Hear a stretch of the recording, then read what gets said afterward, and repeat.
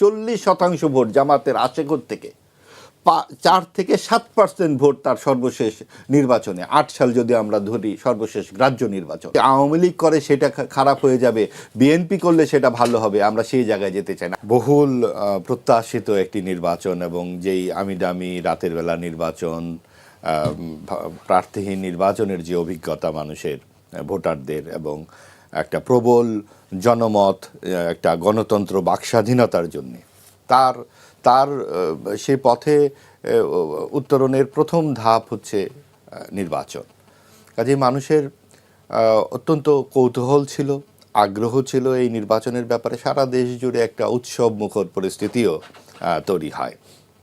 সকলেই ভোটে অংশ নেবার চেষ্টা করেছেন। বিভিন্ন কয়েকটি বিতর্কিত বিষয় থাকলেও শেষ পর্যন্ত দেখা গেছে যে মানুষ আসলে ভোটে অংশ নিয়েছে এবং তারা তাদের রায় দিয়েছে। যেই ব্যাপারটি দেখা গেছে, আপনি সাংবাদিক হিসেবে জিজ্ঞেস করলেন, সাংবাদিক হিসেবে তো বটেই, একজন নাগরিক হিসেবেও আমার মনে হয়েছে যে অন্তর্ভুক্তিমূলক সমাজের আকাঙ্ক্ষা 24-এর গণ অভ্যুত্থানে তা সম্পূর্ণ পূরণ হয়নি এই নির্বাচনে। এই নির্বাচনে একটি অংশ অবশ্যই নির্বাচনের বাইরে ছিল, যেমনটি গত 15 বছর আমরা দেখেছি বিএনপি জামাতকে বাদ দিয়ে নির্বাচন করবার একটা চেষ্টা সরকারিভাবে ছিল। এইবারও এই দফাতে সরকার কোনো রাজনৈতিক সরকার না হলেও অন্তর্বর্তীকালীন সরকারের একটা প্রচেষ্টা ছিল যে আওয়ামী লীগ এবং সমমনাদের বাদ দিয়ে একটা নির্বাচন করা।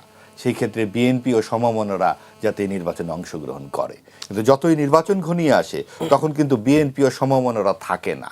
সেখানে দেখা গেছে যে একটা প্রবল বিরোধী শক্তি মাথাচাড়া দিয়ে ওঠে এবং বিএনপি একটি মধ্যপন্থী উদার রাজনৈতিক দল হিসেবে ইতিহাস, ঐতিহ্য, মুক্তিযুদ্ধকে ধারণ করে নির্বাচনে অবতীর্ণ হয় এবং এটা পুরো জাতির সামনে একটা বড় রকমের ঝুঁকিপূর্ণ বিষয় হয়ে দাঁড়িয়েছিল যে সাম্প্রদায়িক শক্তি যদি জয়লাভ করে তাহলে বাংলাদেশের পুরো ইতিহাস, আদল ইত্যাদি বর্তমান ভবিষ্যৎই তো অন্যরকম হয়ে যেতে পারে। আচ্ছা, আপনি যে নির্বাচন অন্তর্ভুক্তিমূলক নিয়ে একটি প্রশ্ন তুলেছেন, আমরা দেখেছি যে অতীতে এত বিদেশি পর্যবেক্ষক আসেনি, এবার যতটা এসেছে তারা তো সন্তোষ প্রকাশ করেছেন। আচ্ছা, আমরা কি ভারত কিংবা আমেরিকার কোনো নির্বাচনে গিয়ে আমাদের সন্তুষ্টির উপরে কি তাদের সন্তুষ্টি নির্ভর করে?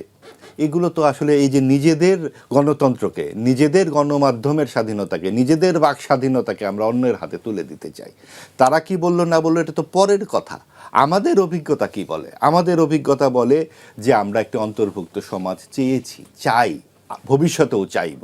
সেটা যে আমলেই হোক না কেন, সেটা যদি আওয়ামী লীগ করে সেটা খারাপ হয়ে যাবে, বিএনপি করলে সেটা ভালো হবে, আমরা সেই জায়গায় যেতে চাই না। আমরা এই কথাও মনে রাখছি যে 24-এর গণ অভ্যুত্থানে 1,500 মানুষের করুণ মৃত্যু হয়েছে, আত্মাহুতি হয়েছে, আওয়ামী লীগের অপশাসনের বিরুদ্ধে হয়েছে, স্বৈরাচারের বিরুদ্ধে হয়েছে, কর্তৃত্ববাদের বিরুদ্ধে হয়েছে। সেই জন্য আওয়ামী লীগের যারা দোষী নেতৃত্বের অবশ্যই বিচারের আওতায় আনতে হবে। সেই যে দাবি সেটা তো নস্যাৎ হয়ে যাচ্ছে না।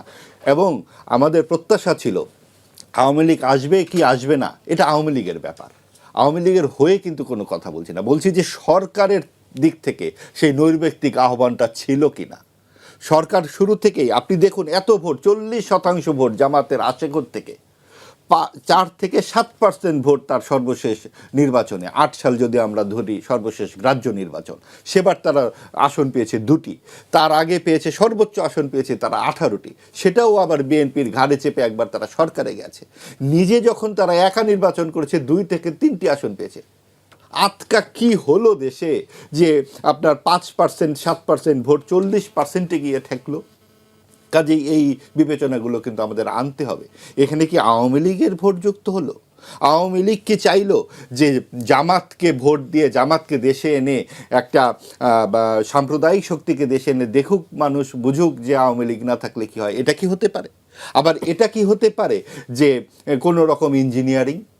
সেটাও কি হতে পারে? কারণ বিএনপি যে ভোট আমরা জানি গত 91 থেকে যে ভোটগুলো হয়েছে, গড়ে 40% ভোট কিন্তু বিএনপির আগে পরে রয়েই গেছে। এই ভোটগুলো নিয়ে আমাদের কথা বলতে হবে। বিএনপি অনেক জায়গায় খুব ভবিষ্যৎ হোক নিরাপদ, বিনিয়োগ হোক বিশ্বস্ত, আর আমার পছন্দ সল্ট বে। ওয়েলকাম টু সল্ট বে। অল্প ভোটে 2 থেকে ধরেন 5,000 ভোটে হেরেছে ঢাকাতে প্রায় 4-5টি আসনে, আবার জিতেছেও 2-4-5 জিতেছ। হাজারে। এখন ধরেন এরকম জায়গায় গিয়ে যখন হার জিত হয় তখন প্রার্থীর মধ্যে একটা উত্তেজনা কাজ করে, মনে হয় যে এত কম ভোটে হারলাম, গণনার সময় কোনো সমস্যা হলো কিনা, 1-2 হাজার ভোটে তো হারার কথা না, এরকম কাজ করে, যার ফলে তিনি স্যাটিসফাইড হতে পারেন না। তখন তিনি মনে করেন যে আরেকটা গণনা করা যায় কিনা, অথবা হেরে তো গেছি আরেকটু চেষ্টা করে দেখি, অভিযোগ করে আমলে আনা যায় কিনা।